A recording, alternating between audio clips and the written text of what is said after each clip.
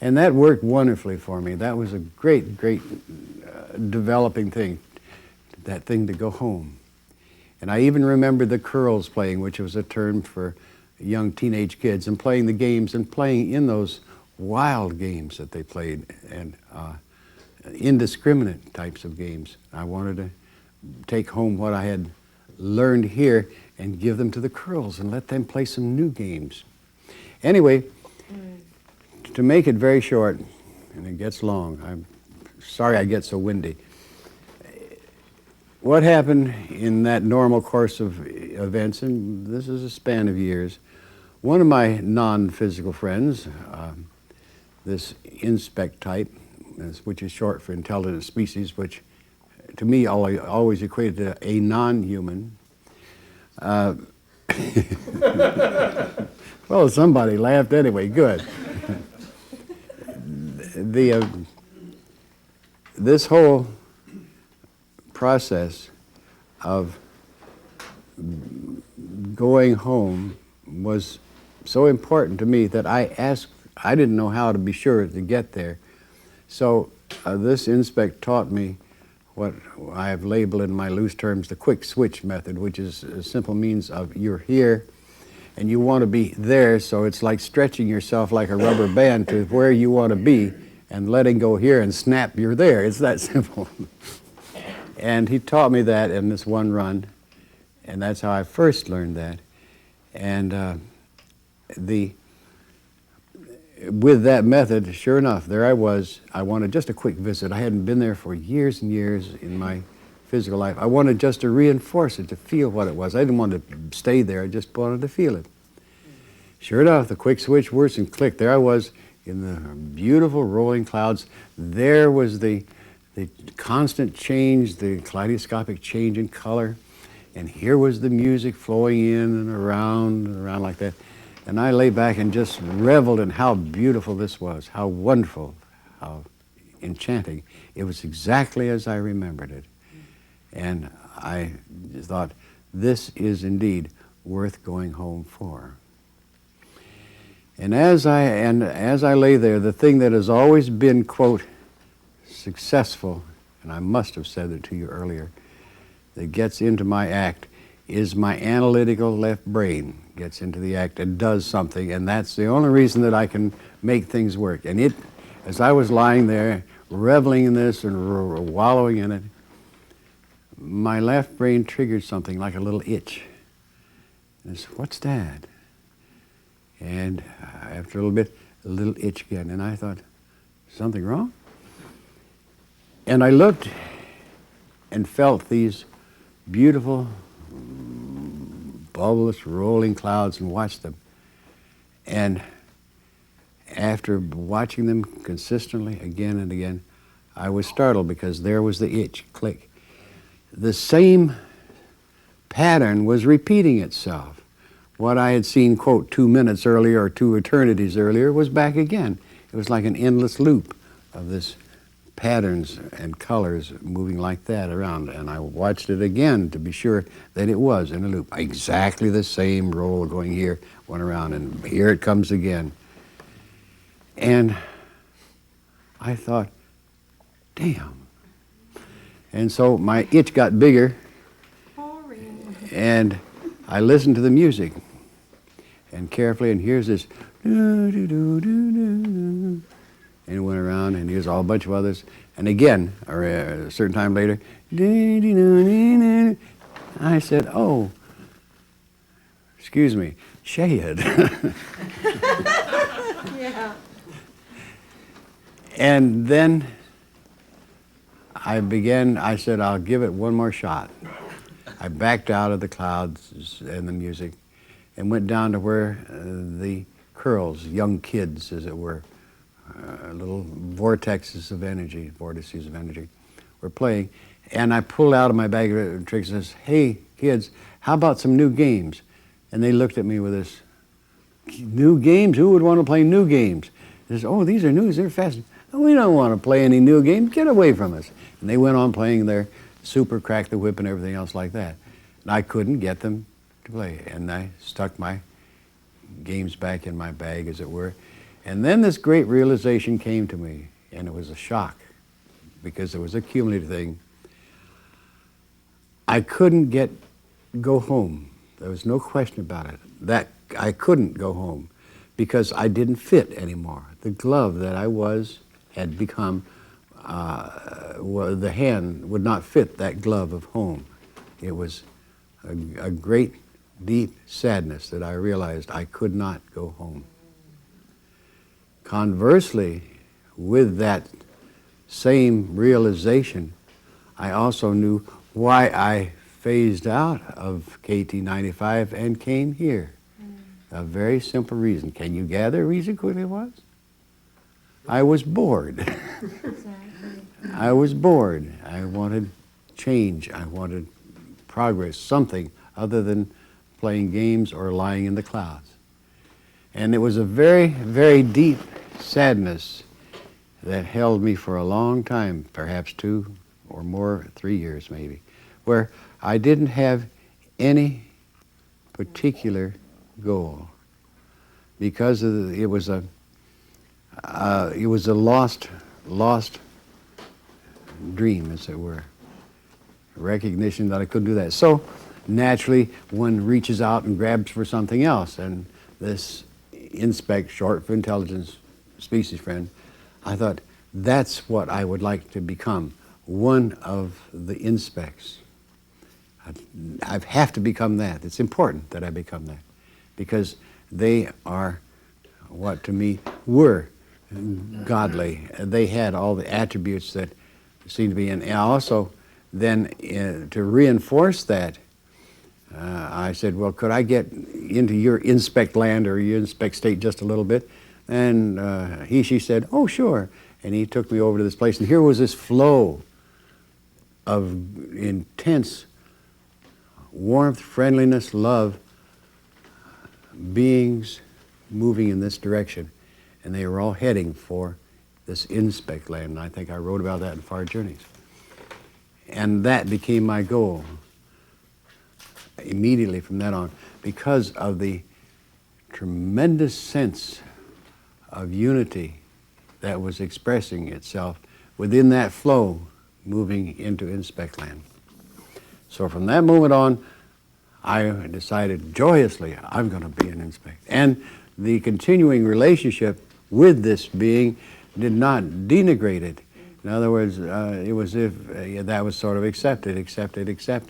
And so that went on for 4 or 5 years or whatever, joyously. Here I am planning when I get this side of my being human completed and go get on my way here, I can go be there. It was great stuff. Until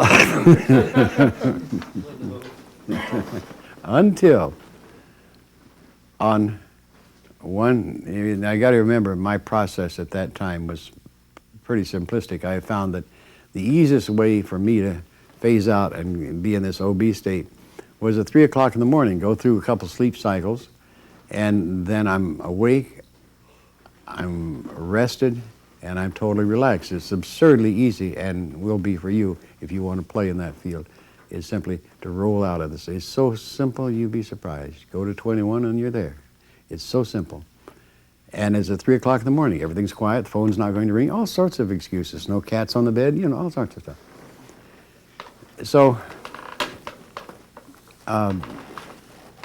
what had happened was that historically, many years prior, probably about 5 years after I started getting into the out-of-body state, I had in turn gotten into a frustrated point that I didn't know what to do with this. I had no idea what to do with it. So in desperation on one of those 3 o'clock in the morning states, I rolled out and said, I don't know what to do next. How many times can I go to the West Coast on a test? How many times can I go pinch people? All these kind of things. And so I said, total self, you take over. And I'm not knowing, I didn't like the word soul, so I used that to cover whatever it might be. And with this beautiful certainty, wham, all of us, the whole other patterns of this operation in this state of being opened up to me from that moment on. And merrily I went on the way, letting every time this total self do the driving and do the navigating. All I did is just go along, as it were. And so that had been going on for years and years and years. So back up to recent time, one particular meeting with this inspect, and we are having a normal conversation, normal communication, as it were, and all of a sudden she said, "I'm sorry, Mr. Monroe, but this is our last meeting." And I got this great shock. "What?" And he says, "This is the last time we can meet." And I said, "Well, what did I do? Did I do something wrong?" "No," he said, "you are just moving in a direction that you need to move, and this will not serve that purpose." And I was totally bewildered and shocked. And I said, "Well, will we ever see each other again?" So he says, "Yes, but not in this form." Wink, gone, winked out, and he was disappeared. And talk about shock. I thought, what had done wrong? What was happening? So she had said one small thing in a previous, that the basics were important, and that was the phrase, basics were important. And in thinking days and months after this cutoff, what it was, I remember the phrase, and I thought, basics, what basic thing had I missed? What basics? And in going around the circle, then suddenly this big aha opened up, and it took a long time to get to it, and that was about 4 years ago. This big aha. And I said, "You know, I have been riding around in this total self vehicle all these years, and I've never looked under the hood." You understand what I mean? I don't know who's doing the driving. I don't know who's doing the navigating. And I've been happily enjoying it. So I decided to do that, is to look under the hood of this I. And I give this to you tonight because I think it's so important. May I drink my coffee?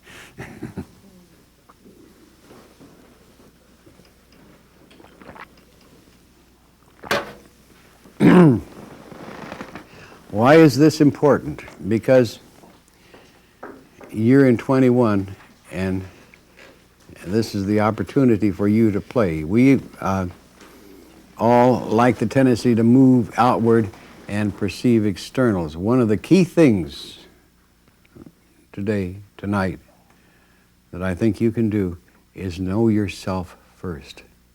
Because that's what I had to do in going back and looking under the hood, as it were, of what I am. Now, I can tell you what I found. I found, first of all, instead of in 21 enrolling this way, and it's a crude way, but it's the best I can do. I rolled this way, inside, and moved inward, and it took weeks and months to get this piece by piece knowledge, information, or whatever. But what I began to find, first of all, was a catalog being continually updated on every possible part of me, of my experience, my emotions, my activities, whatever. It was a memory bank, if you want to put it that way, a life history recording of me. And you could go up and down that whole life history, and back to when you were a 2-year-old, and the stupid things that you had curiousness of. And I give you a little, I have to be intimate with you because I can't do it any other way. For example, I had always wondered why I was hiding in the bushes as about a 2-year-old or 3-year-old at my grandmother's house. So I went down the line to find out what really happened, and it was very amusing. I didn't want to go in the house because I had a faces in my pants. Stupid, but it's these kinds of things you can find out about yourself up and down that thing, and you can find all the stupid things and all the brilliant things you did in your life up to date. And there it is, and it's constantly being added to. It's as if Another way of putting it is it is as if we are all operating a computer workstation here, if you can think of it that way. And that's a mainframe, and you're feeding the mainframe with all this data, and you're offloading it over here in what might be called short-term memory or whatever, but that's all the permanent feed up there. And it's all, anything that you know or think you are or hide from, it's all there, it's all open, but it's, you look at it, it's so clean and so beautifully organized that it's fun to get to know the real parts of you by hitting that mainframe that is a part of that whole thing of you. This is all you. This is the points. Not anywhere else, not in some wild universe. This is you. Moving inward to that was another layer, which is a busy place, as it were, and I watched with great amusement that there's it is an emotional layer, and this is a layer of all the emotions you're constantly accumulating, and there's a mechanism that's shoveling them off somewhere, like this, joink, joink, joink. It's like a conveyor belt that's throwing it out this way while your life is dumping it in here. It's very interesting. And I found out later, of course, that's the way it looks, but it's actually sorting it out and classifying the different types of emotion. So then moving, and it took a long time to get past these fascinating things. And then there is this intellectual level, layer, and getting into that, and that was a lot of familiar things, but there again, it was knowledge that I had no knowledge I had that information, which is fascinating. And totally, and I spent weeks and months in there. It's, again, like a system of cataloging.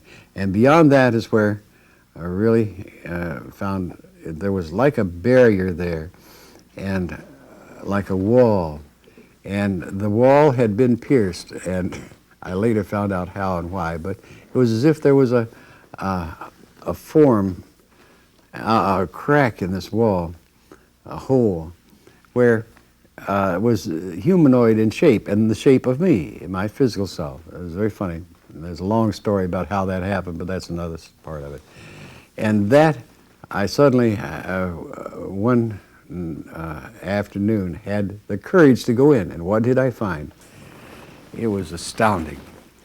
Here was and I looked at it, and different people look at it in different ways, but I looked at it as a huge, huge carpet of flowers, is the best way I can put it. But each flower was a life experience, a life personality. And I looked at these thousands of flowers, I said, come on, wait a minute, I've been all of these? And over here is a laugh, chuckle. I said, sure, kid, sure, what'd you expect, you know? And here's this mass of different textured, radiating, vibrant things, and this this pattern of, it's how to describe it, it's indescribable except say it's like a huge family feel, like brothers and sisters, aunts and uncles. It has that kind of feel, only much closer.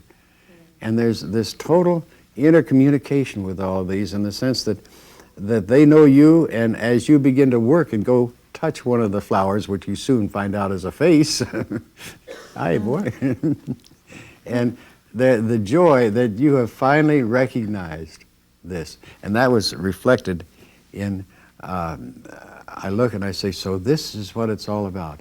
This is what I am. All of these life personalities, all of these lifetime experiences. And I then said, and that's what it is. And I finally have made that understanding, that brilliant thing. And these voiceovers said, well, it took you long enough. And then I found out much more about what I now call the I there of me, and take the hyphen out, and it becomes the it of me. And the it of which I am, and it is I, is indeed composed of literally, and nobody really bothers to count it in my it cluster, how many lives we have lived. But it's somewhere above 2,000, and that I figure is enough. And nobody bothers. Says, go find out for yourself. And I don't want to go over there and count all these different things. Nobody does, so we don't know. But as the need arises, and there is sort of an executive committee, as it were, how these are I have no idea. I am whatever. That selects a number of life personalities to form a new one and to send down for or insert into an earth life sojourn. And mine was selected for a very specific, from specific life experiences, to live in the century of the fire wagons. In other words, the 20th century, when we were using explosions to do things with instead of the other means of doing things, to live that 20th century. And I got to know them. I suspected something like this, but didn't understand it. And these are the clusters that are sent in my case, and this is the thing, you all go find this out for yourself. Never mind, I don't mind. I'm just Pied Piper is all.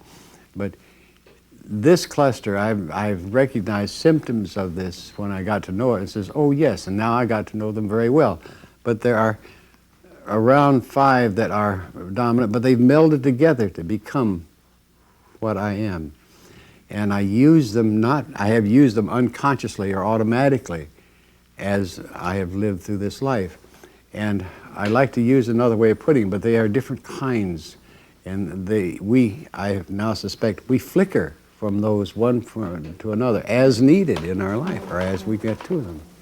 And I have fun showing you ways to do this. And I'll get up and do this because this is a interesting way to show this that I have gotten out of my old theatrical base. For example, if one wanted to be in the rather heavy, serious state, you would get in here like this, you see, and you'd be like this, and that's one personality. Or as you moved over here, and you were soft and ethereal, don't you see? And it makes another look at you. And we are all doing this automatically. Or if we went over here, and you're you can do this. Or if you are a ghost-like figure, you're this. Hi. These are the parts of us that are existent and are there consistently. So this was so tremendously exciting because I then had begun to know that basic of what I am. And excitedly, I went through this whole pattern of learning the process of all these, what I am. I found out, for example, many of the things, and I won't go through them tonight, of what I am, but because it's much more fun for you to find out your sources and analyze what you are. Why bore you with mine? But the fascinating part is that this is available to you. All this mass of historical experience, you now are in the position popping into 21 and go to 21 and turn left, and there it is. And that is not only your own life experience, but all of this mass of, present life experience, but all this mass of others. I assure you, there's nothing that you can think or be or feel or be emotional about that you haven't experienced at least 50 to 100 times before. And you go through the catalog and say, well, fine, I've lost my love, my lover. And you go down through here and you'll find all these ones, well, I did this here. Oh, this is pretty good, I'll use that. You see, it's like a catalog of yourself. And it's your own personal catalog. And that's the beauty. Anything that you can think of that you encounter in this life, you will find a good reference file that is yours and privately yours that you can call upon. And there are some in there that you don't want to do. It's just countercultural, like, I'll kill a bastard, I'll kill him, you see. And you did, you see, that's the point. You did. So this is the new thing that I now lure 21ers in Gateway to play with. Because once you know that, then all the rest, because then your vehicle, as it were, that is you, are able to control so much more easily, so much more powerfully. And you will see so deeply. For example, I used to learn more even now, but my earliest life experience was, at least that I can find, and it isn't, there may be another one, is 150,000 years ago, if I can measure it by our time. See, our recorded history is a little small segment, and that's the thing you become so fascinated with. How could human history be that small when there's so much of it? And it's all there. You can go play in it. And I can tell you that it's probably the most important fun you can have in your life, because it's also so very useful. And the it of you, the I there, the totality of it. And the other thing, oh yes, there's so many facets to this. One of the things that you must then become aware of, and you go find out for yourself again. But in my own case, I was astounded to discover that in this I there of me, when I got into trouble, and have through my lifetime, a helper has been sent. And is one of the earlier personalities who's capable to do certain things, is, quote, sent, and that's a relative term, to help me. And I must tell you that how that's done is, they don't wait, you think, well, you're going down for the third time. They wait to the 10th time, and then they come. Be sure you get the experience is the whole point. Don't make it a real experience.